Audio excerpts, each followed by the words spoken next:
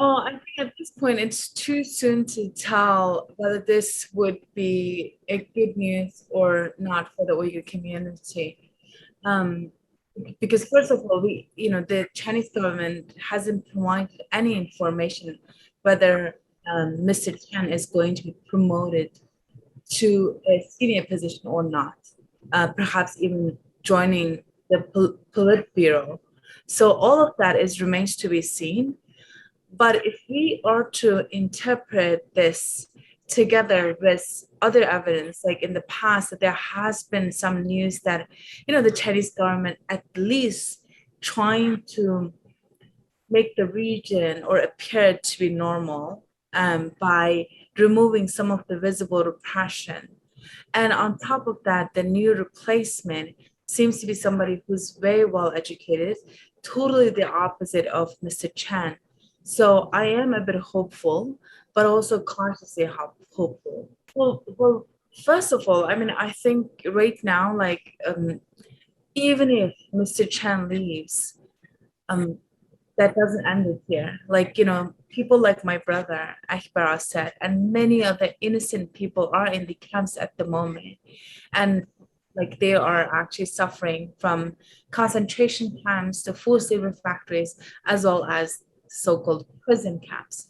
So unless these people are released and return to the free society or somewhat free society in Xinjiang right now, because it is a surveillance state. Let's be very clear about that.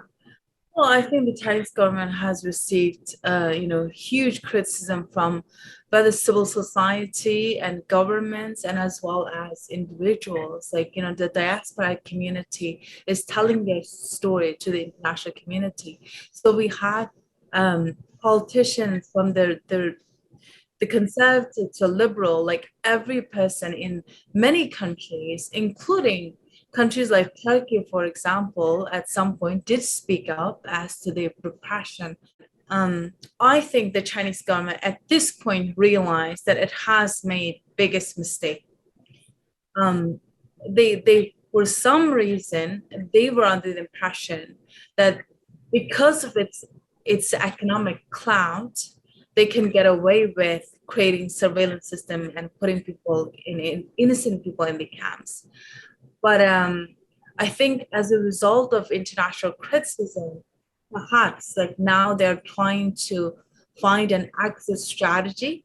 Again, I think it all depends on where Mr. Chen is going to step in, or what kind of role is he going to step in. While we're going to learn more details about Mr. Chen's next step, I think it's very important for the international community to be vigilant when it comes to these atrocities and crimes against humanity, because over the past few years the Uyghur community has suffered so much. People like me, it's a Christmas and I haven't really enjoyed Christmas at all because my brother is languishing in the concentration camps. So let's not take this as a sign of that, the repression is going to be eased or anything until we see clear signs from the Chinese government that they are going to free all these innocent people.